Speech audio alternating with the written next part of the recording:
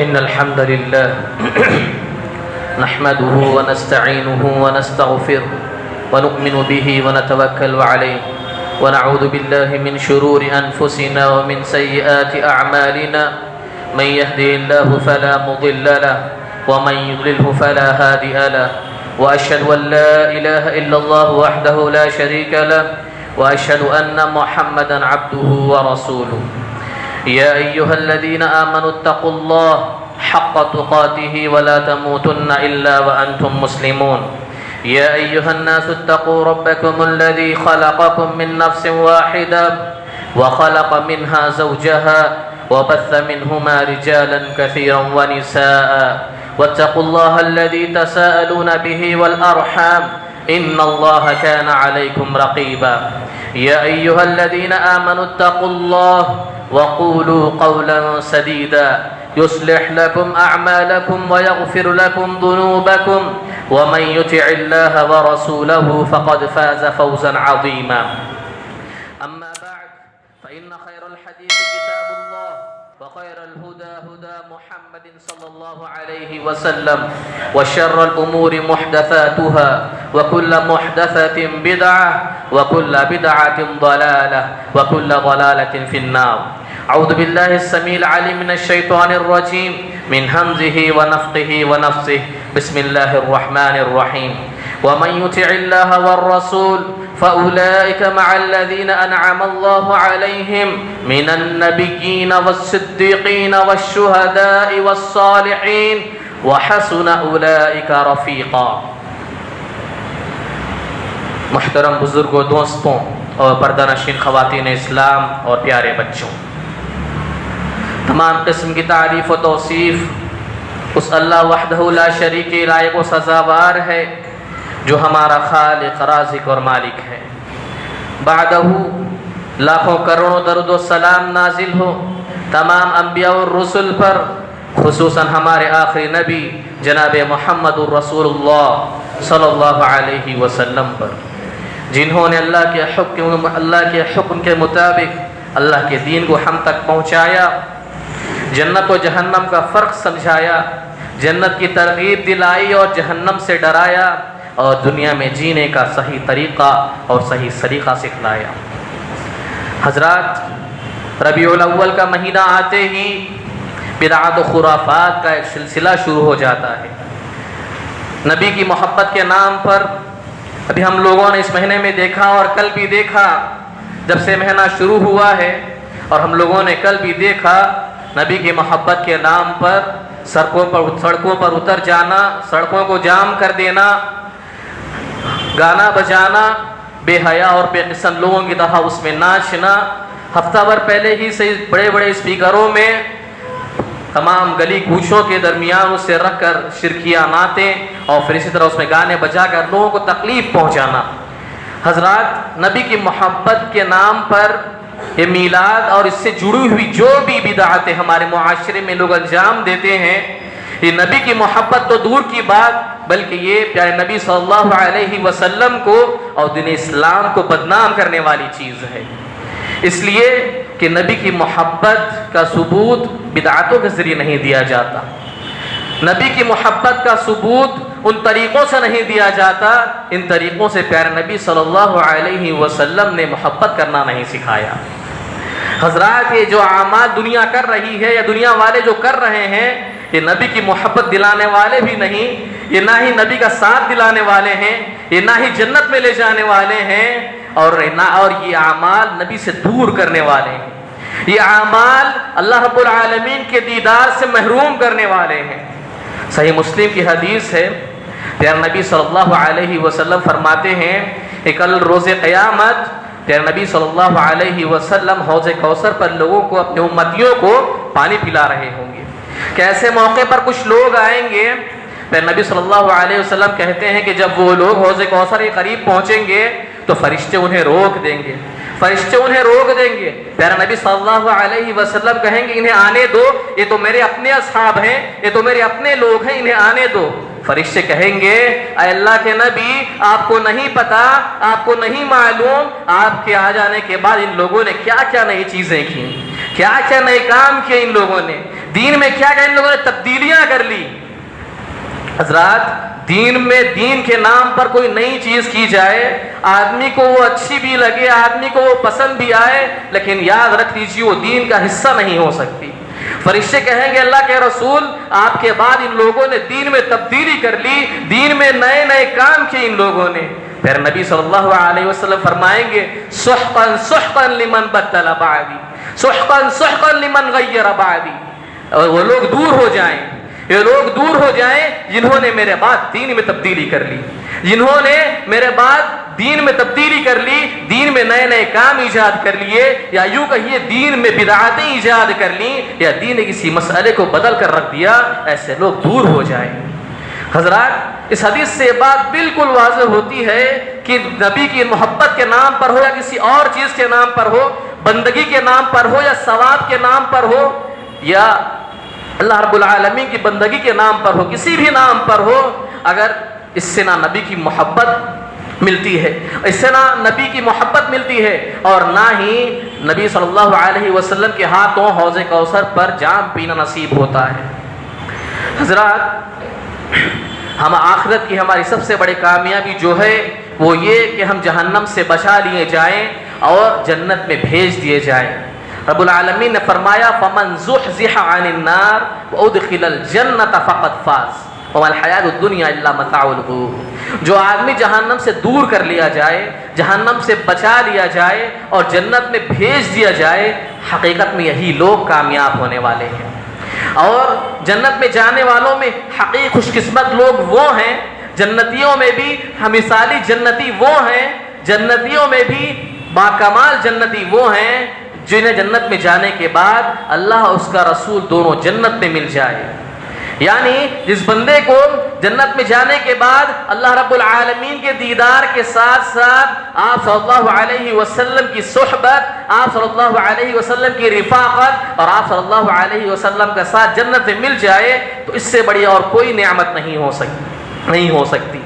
متعدد احادیث میں آپ صلی اللہ علیہ وسلم نے یہ بات بیان فرمائی ہے کہ کل جو جنتی ہوں گے ان کو جنت میں جو سب سے بڑی جو نعمت دی جائے گی وہ یہ ہوگی کہ انہیں اللہ رب العالمین کے دیدار کرنے کا موقع ملے گا۔ جنتیوں کو اللہ رب العالمین کا دیدار کرنے کا موقع ملے گا۔ جنتی اپنی کھلی آنکھوں سے اللہ رب العالمین کو دیکھیں گے، جنتوں کی سب سے بڑی نعمت ہوگی۔ اور اس بڑی نعمت کے بعد جنت کی ایک اور عظیم ترین نعمت یہ ہے کہ ایک بندے کو جنت میں اللہ رب آپ صلی اللہ علیہ وسلم کی صحبت اور آپ صلی اللہ علیہ وسلم کا ساتھ ملے۔ ہم جنت میں جائیں اور جنت میں آپ صلی اللہ علیہ وسلم کے ساتھ رہنے والے ہو جائیں۔ قاضی عیاض رحمہ اللہ فرماتے ہیں کہ نبی کی محبت کے تقاضوں میں سے ایک تقاضا یہ بھی ہے کہ آدمی نبی کی سنت کی پیروی کرے، آدمی نبی کی سنت کی طرف سے دفاع کرے، اور اس کے ساتھ ساتھ نبی کی صحبت اور نبی کے ساتھ کی تمنا اور اس کے آرزو اپنے دل میں پال رکھے کہ نبی کا ساتھ ملے، نبی کے ساتھ رہیں، نبی کے ساتھ وقت گزارنے کا موقع ملے۔ یہ تمنا کرنا نبی کی محبت کے تقاضوں میں سے ایک بڑا اہم تقاضا ہے۔ قاضی عیاض رحمہ اللہ نے یہ بات کہی۔ اور اگر ہم دیکھیں پیارے نبی صلی اللہ علیہ وسلم کی زندگی میں کئی صحابہ نے اپنی خواہش ظاہر کی اسألک مرافقتک فی الجنہ، اللہ کے نبی میں جنت میں آپ کا ساتھ چاہتا ہوں، اللہ کے نبی میں جنت میں آپ کے ساتھ رہنا چاہتا ہوں۔ آپ صلی اللہ علیہ وسلم نے ان سے یہ نہیں کہا کہ تمہاری خواہش غلط ہے، تمہاری یہ تمنا غلط ہے، تمہاری آرزو غلط ہے، بلکہ آپ صلی اللہ علیہ وسلم نے جنت میں نبی کا ساتھ کیسے ملتا ہے ان اسباب کو آپ صلی اللہ علیہ وسلم نے بتایا۔ اس بات سے یہ بات واضح ہوتی ہے کہ کل جنت میں ایک جنتی کو نبی صلی اللہ علیہ وسلم کی صحبت، آپ کا ساتھ ایک جنتی کو مل سکتا ہے۔ اس چیز کی ہمارے دلوں میں حضرات آرزو ہونی چاہیے، یہ تمنا ہمارے دلوں میں ہونے چاہیے، اور اس کے لیے جو اسباب اسلام نے بتائے ہیں ان اسباب کو اختیار کرنا چاہیے۔ حضرات آج کے مختصر خطبے میں میں چند اعمال کا ذکر کرنا چاہتا ہوں جن سے نبی صلی اللہ علیہ وسلم کی جنت میں صحبت اور آپ کا ساتھ ہمیں نصیب ہو سکتا ہے۔ آپ صلی اللہ علیہ وسلم پیارے نبی صلی اللہ علیہ وسلم نے کچھ اعمال کا کچھ نیکیوں کا تذکرہ کرتے ہوئے، کچھ مناسبتوں کا ذکر کرتے ہوئے خود پیارے نبی صلی اللہ علیہ وسلم نے کئی مواقع سے آپ نے خود بتایا ہے کہ ایک بندے کو جنت میں نبی کی ساتھ، ایک جنت میں نبی کا ساتھ، نبی کی صحبت کیسے مل سکتی ہے۔ حضرات اگر ہم قرآن و حدیث کا مطالعہ کریں تو مختلف نیکیوں پر آپ صلی اللہ علیہ وسلم نے یہ خوشخبری سنائی ہے۔ سب سے پہلا عمل اور سب سے پہلی نیکی جس کے ذریعے ہمیں جنت میں نبی صلی اللہ علیہ وسلم کی صحبت، آپ کی رفاقت اور آپ کا ساتھ مل سکتا ہے، وہ عمل ہے اللہ اور اس کے رسول کی مکمل اطاعت و فرمانبرداری کرنا۔ بھائیوں، اللہ اور اس کے رسول کی اطاعت کرو، اللہ اور اس کے رسول کی فرمانبرداری کرو۔ اللہ اور اس کے رسول کا حکم آ جائے تو اپنے سر کو جھکا دو، اللہ اور اس کے رسول کا حکم آ جائے تو اپنے آپ کو اس پر راضی کر لو، اللہ اور اس کے رسول کا حکم آ جائے تو اپنے آپ کو اس پر پابند کر لو، اللہ اور اس کے رسول کا حکم آ جائے تو اس کو اپنے آپ سے جوڑ لو، وابستہ کر لو۔ اطاعت نام ہی اس چیز کا ہے کہ ادھر حکم آیا اور ادھر سے ہمارے عمل کی شروعات ہو جائے، ادھر سے نبی صلی اللہ علیہ وسلم کوئی ہدایت آئی اور اگلے لمحے سے وہ ہمارے عمل کی زینت بن جائے، وہ ہماری پہچان بن جائے۔ ہماری زندگیوں میں اللہ اور اس کے رسول کی مکمل اطاعت و فرمانبرداری ہونی چاہیے۔ آپ صلی اللہ علیہ وسلم ایک صحابی رسول ثوبان رضی اللہ تعالی عنہ، یا آپ صلی اللہ علیہ وسلم سے بڑی محبت کرتے، بڑی محبت تھی انہیں، اور سچی محبت کرنے والے، سچی محبت تھی۔ ایک مرتبہ انہوں نے آپ صلی اللہ علیہ وسلم سے کہا کہ اللہ کے نبی، جب میں آپ کے ساتھ رہتا ہوں، پھر کسی کام سے کی ضرورت سے میں جاتا ہوں، اپنے گھر بار میں ہوتا ہوں، تو اچانک میرے دل میں ایک خیال آتا ہے، میرے دل میں ایک ایسی کیفیت پیدا ہوتی ہے کہ اب میں آ کر آپ کو نہ دیکھ لوں تو میری جان نہ نکل جائے، کہ ابھی آ کر میں آپ کو نہ دیکھ لوں تو کہیں میری جان نہ نکل جائے۔ اللہ کے نبی، اگر کہیں میری ایسی کیفیت ہوتی ہے تو میں آتا ہوں اور آپ کو دیکھتا ہوں تو مجھے تسلی ہو جاتی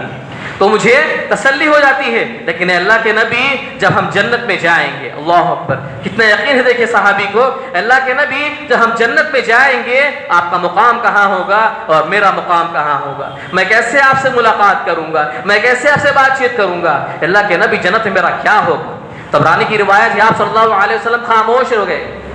آپ نے جواب نہیں دیا۔ تھوڑی دیر کے بعد رب العالمین نے آیت نازل فرمائی، وَمَن يُطِعِ اللَّهَ وَالرَّسُولَ فَأُولَٰئِكَ مَعَ الَّذِينَ أَنْعَمَ اللَّهُ عَلَيْهِم مِّنَ النَّبِيِّينَ وَالصِّدِّيقِينَ وَالشُّهَدَاءِ وَالصَّالِحِينَ وَحَسُنَ أُولَٰئِكَ رَفِيقًا۔ جو اللہ اور اس کے رسول کی مکمل اطاعت و فرمانبرداری کرنے والے ہیں،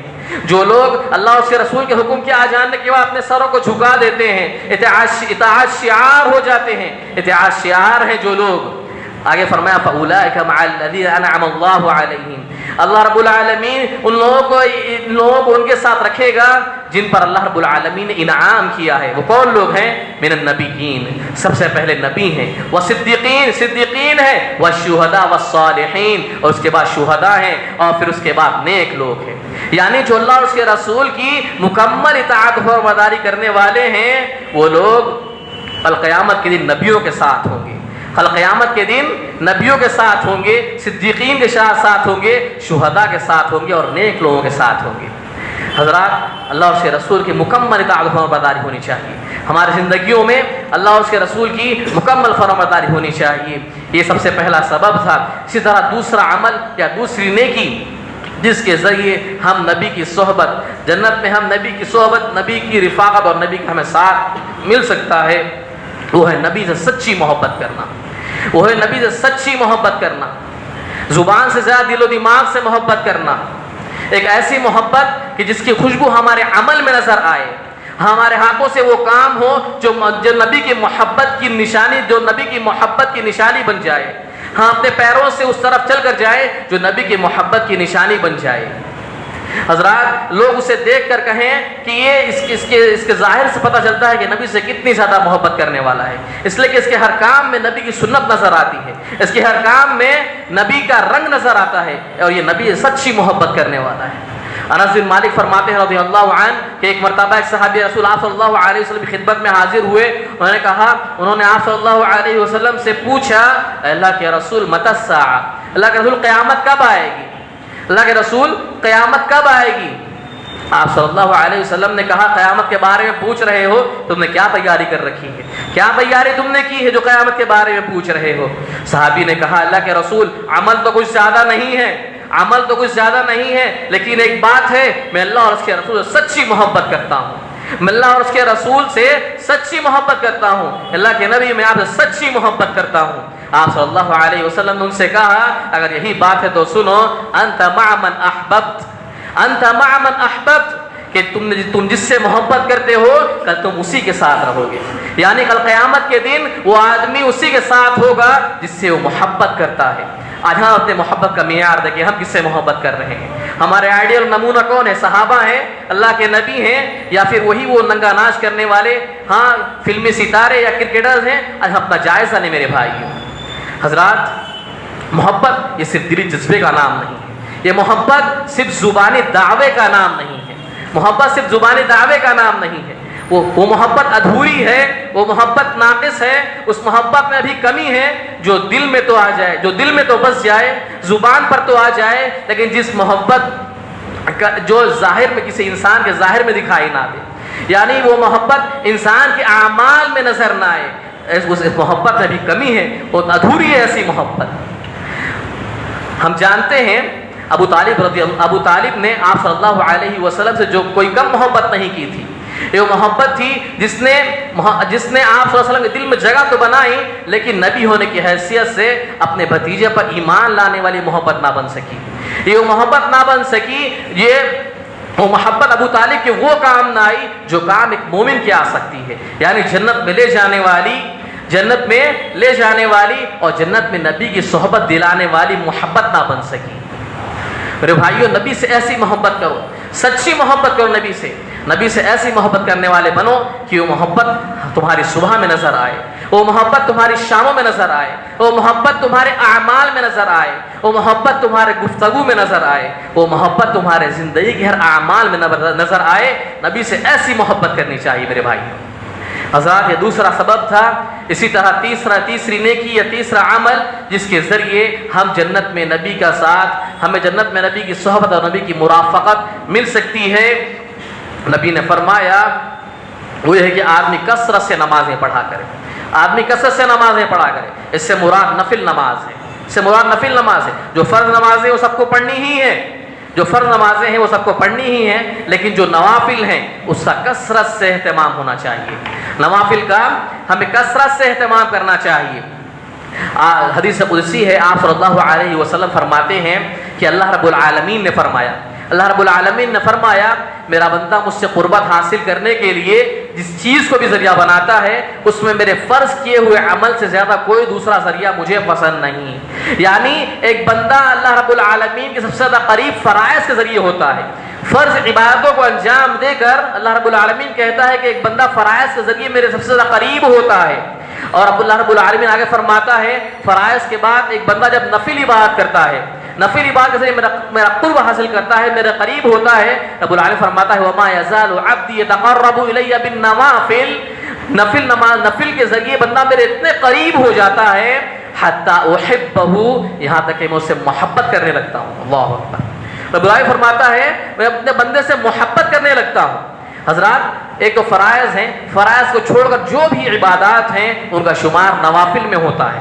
ان کا شمار نوافل میں ہوتا ہے۔ فرض جو اللہ رب العالمین فرض کی ہیں وہ فرض ہیں، لیکن فرض کے علاوہ جو بھی نمازیں ہیں، جیسے نماز کے آگے اور پیچھے کی سنتیں ہیں، چاش کی نماز ہے، اور پھر طرح آدمی جتنی نمازیں پڑھنا چاہے پڑھے، 2 رکعت کر کے، یہ سب نوافل ہیں، قیام اللیل نوافل ہیں، ہمیں نوافل کا کثرت سے اہتمام کرنا چاہیے۔ اور یہ نوافل بھی کتنی اہم ہے، رسول اللہ نے جو ایک حدیث میں فرمایا کہ کل قیامت کے سب سے پہلے جو حساب و کتاب ہوگا وہ نماز کا ہوگا، وہ نماز کا ہوگا۔ اگر کسی کی نماز ناقص رہے گی، مکمل نہیں رہے گی، رب العالمین فرشتوں سے کہے گا دیکھو میرے بندوں نے کچھ نوافل پڑھی ہیں، اگر نوافل ہے تو ان کو فرض میں جوڑ کر انہیں پورا کر دو۔ اللہ اکبر۔ حضرات، آپ صلی اللہ علیہ وسلم کے ایک صحابی ربیعہ بن کعب اسلمی رضی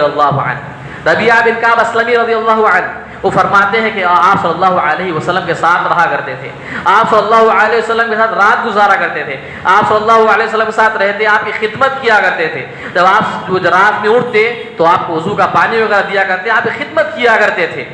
ایک مرتبہ رسول اللہ صلی اللہ علیہ وسلم نے ربیعہ سے کہا، اے ربیعہ مانگو کیا مانگتے ہو،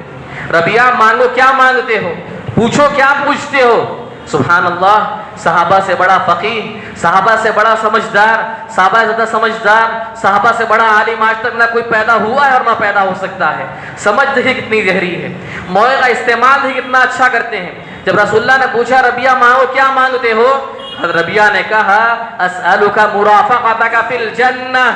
اے اللہ کے نبی میں جنت میں آپ کے ساتھ چاہتا ہوں، میں جنت میں آپ کے ساتھ رہنا چاہتا ہوں، جس طرح میں دنیا میں آپ کے ساتھ ہوں، آپ کی خدمت کر رہا ہوں، اے اللہ کے نبی میں چاہتا ہوں کہ میں کل جنت میں بھی آپ کے ساتھ رہوں۔ اللہ اکبر۔ آگے رسول اللہ نے فرمایا اے ربیعہ کچھ اور ہی مانگ لو، اور غیر ذلک، اے ربیعہ اس کے علاوہ کچھ اور ہی مانگ لو۔ حضرت ربیعہ نے کہا اللہ کے رسول نہیں، مجھے صرف وہی چیز چاہیے، مجھے صرف آپ کا ساتھ چاہیے۔ تو آپ صلی اللہ علیہ وسلم نے فرمایا فَأَعِنِّي عَلَى نَفْسِكَ بِكَثْرَةِ السُّجُودِ، اے ربیعہ تم زیادہ سے زیادہ سجدے کیا کرو، زیادہ سے زیادہ سجدے کیا کرو، زیادہ سے زیادہ نمازیں پڑھا کرو۔ میں اللہ رب العالمین سے دعا کروں گا، میں اللہ رب العالمین سے طلب کروں گا کہ اللہ رب العالمین تمہیں جنت میں میرا ساتھی بنا دے۔ اللہ اکبر۔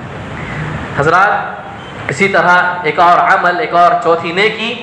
جس سے کل جنت میں نبی صلی اللہ علیہ وسلم کی صحبت، آپ کی رفاقت اسی طرح آپ کا ساتھ ہمیں مل سکتا ہے، وہ یہ کہ نبی صلی اللہ علیہ وسلم پر کثرت سے درود پڑھنا، کثرت سے درود بھیجنا۔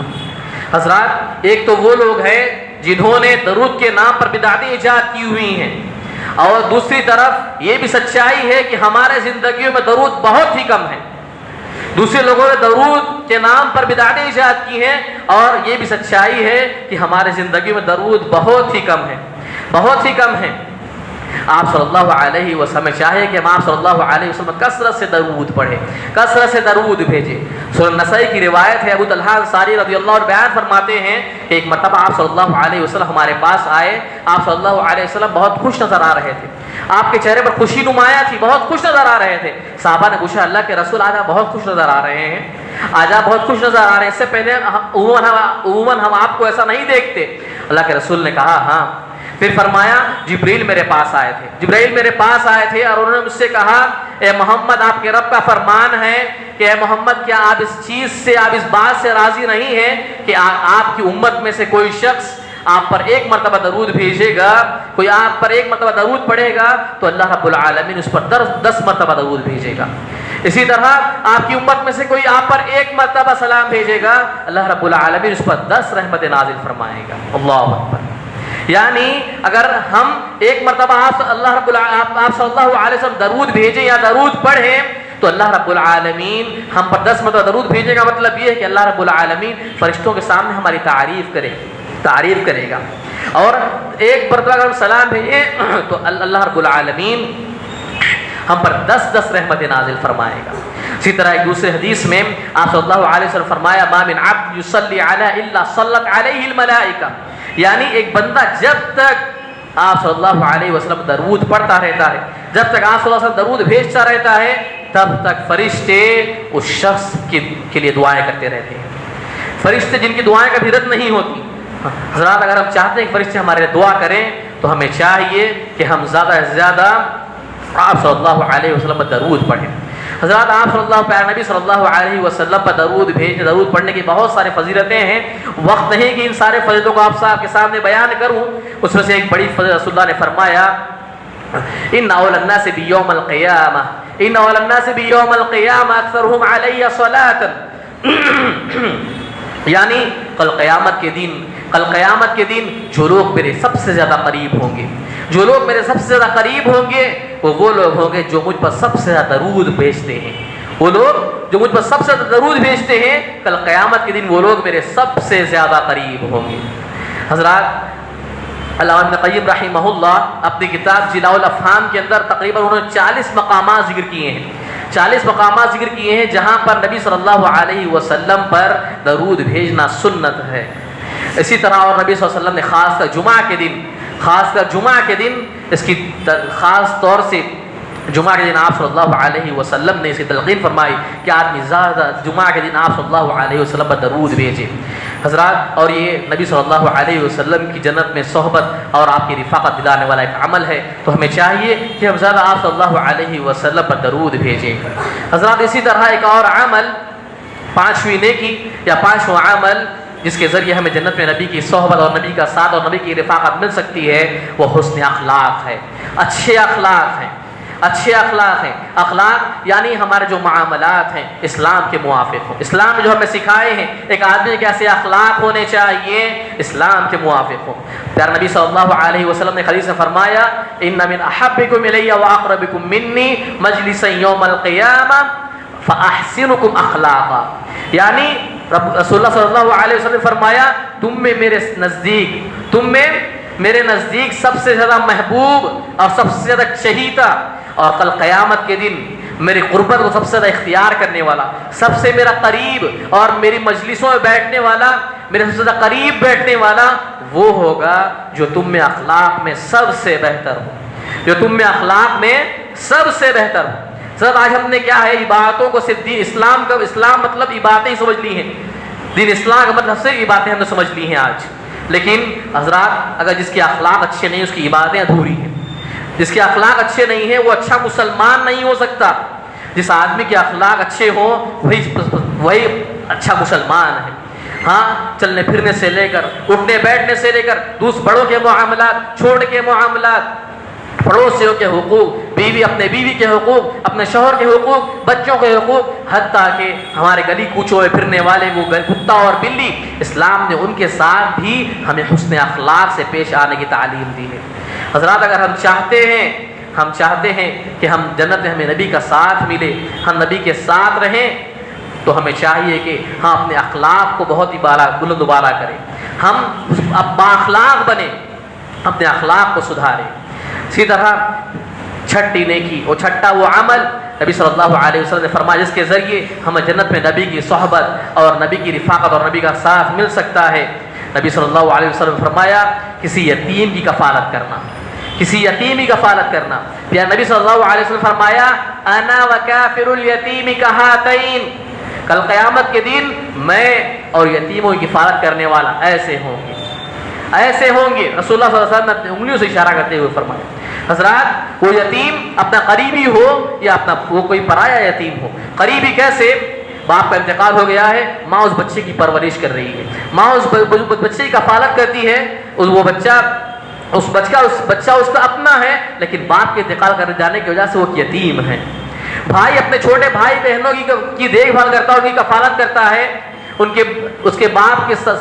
باپ کے مر جانے کی وجہ سے، باپ کے مر جانے کی وجہ سے وہ بچے یتیم ہیں تو اپنے بھائی بہن، لیکن باپ کا سایہ سر سے اٹھ جانے کی وجہ سے وہ لوگ یتیم ہیں۔ آپ کا پوتا ہے، بیٹے کے انتقال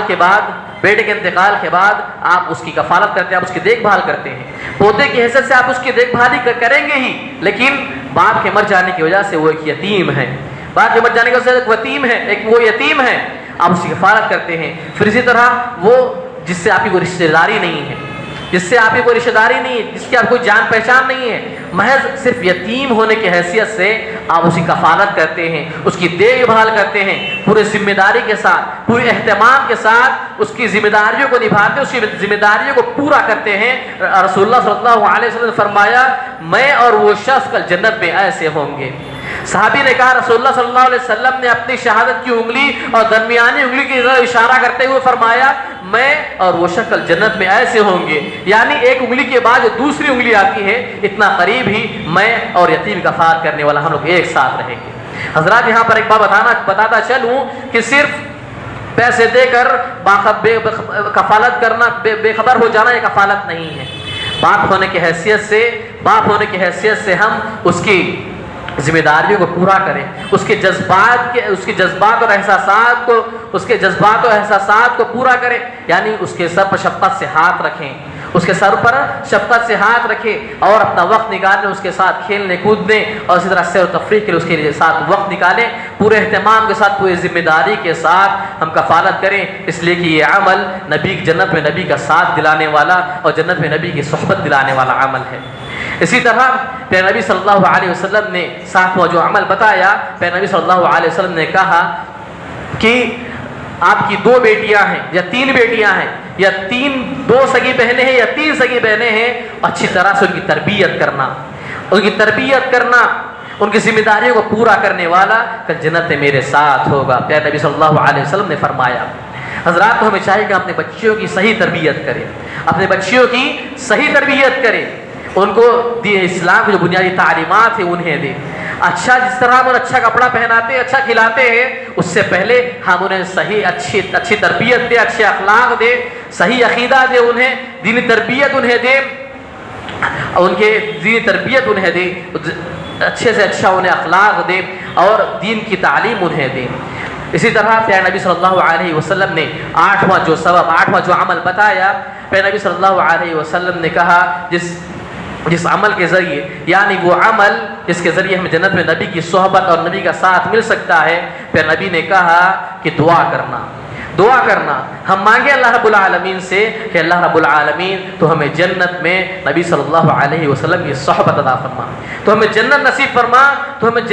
فرما، جنت میں پھر نبی صلی اللہ علیہ وسلم کا ساتھی بنا، پھر نبی صلی اللہ علیہ وسلم کی صحبت نصیب فرما۔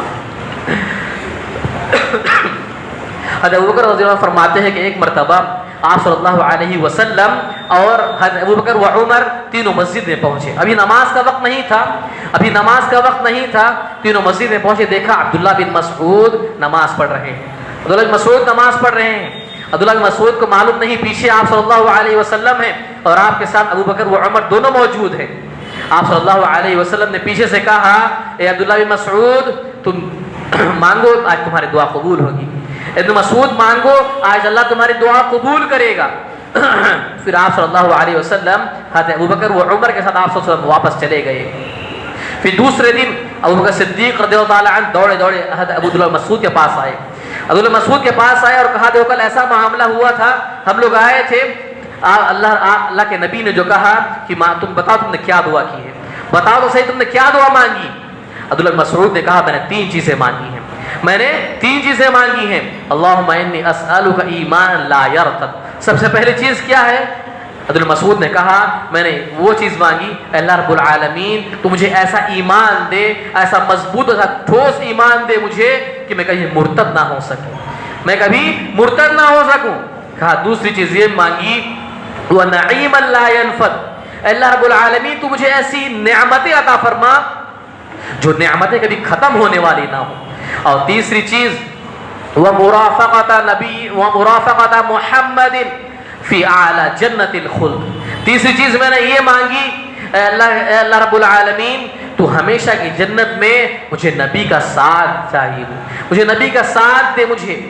نبی کے ساتھ رہنے والا مجھے بنا دے، ہمیشہ کی جنت میں اللہ رب العالمین مجھے نبی کا ساتھ مل جائے، میں نبی کے ساتھ رہنے والا بن جاؤں۔ آپ صلی اللہ علیہ وسلم کی اس دعا اور عبداللہ بن مسعود کے اس جملے سے یہ بات پتہ چلتی ہے کہ ہم نبی صلی اللہ علیہ وسلم کا ساتھ دعا کے ذریعے ہی مانگ سکتے ہیں، آپ صلی اللہ علیہ وسلم کی صحبت ہم دعا کے ذریعے ہی مانگ سکتے ہیں۔ حضرات خلاصہ کلام یہی ہے کہ ہم نبی صلی اللہ علیہ وسلم سے سچی محبت کرنے والے بنے، ہم ایسی آپ صلی اللہ علیہ وسلم ایسی محبت کریں کہ وہ محبت ہمارے صبح میں نظر آئے، وہ محبت ہمارے شام میں نظر آئے، وہ محبت ہمارے گفتگو میں نظر آئے، وہ محبت ہمارے اعمال میں نظر آئے، وہ محبت ہمارے زندگی کے ہر تمام گوشوں میں، زندگی کے تمام معاملات میں اللہ کے نبی کی محبت نظر آئے۔ اسی طرح آخر میں ایک بات بتاتا چلوں کہ میں نے جو بات کہی کہ ان اعمال کو کرنے سے کل جنت میں آپ صلی اللہ علیہ وسلم کی صحبت ہمیں نصیب ہوگی۔ اس کا کوئی مطلب ہرگز یہ نہ سمجھ لے کہ جنت میں ہمارا اور نبی کا مقام ایک ہوگا، ہرگز نہیں۔ جنت میں نبی اپنے مقام میں رہیں گے اور ہم اپنے مقام میں رہیں گے، لیکن جس دنیا میں ہم جس صحابہ نبی کے آس پاس رہتے، نبی کی مجلسیں، نبی کا اٹھنا بیٹھنا، نبی کا چلنا پھرنا، نبی سے قریب ہمیں ٹھکانہ رب العالمین دے گا۔ ہمیں اس چیز کی تمنا، اس کی آرزو ہمارے دلوں میں ہونی چاہیے، اور جو اعمال گنوائے گئے ہیں ان اعمال کی ہمیں یہ کوشش کرنی چاہیے کہ ان اعمال کو ہم اپنے زندگی میں لائیں، ان اعمال کو ہم اپنے زندگی میں لائیں. دعا ہے رب العالمین سے اللہ رب العالمین ہم تمام کے دلوں میں اللہ رب العالمین تو ہمیں نبی سچی محبت کرنے والا بنا. اللہ رب العالمین تو ہمیں جنت میں نبی کی صحبت اور نبی کی رفاقت اور نبی کا ساتھ نصیب فرما. اللہ رب العالمین جو بیمار ہیں انہیں شفا کاملہ صحت عاجلہ نصیب فرما. اللہ رب العالمین جو پریشان ہیں ان کی پریشانیوں کو دور فرما. اللہ رب العالمین جو انتقال کر چکے ہیں اللہ رب العالمین نے کروٹ کر جنت نصیب فرما. وآخر دعوانا الحمدللہ رب العالمین.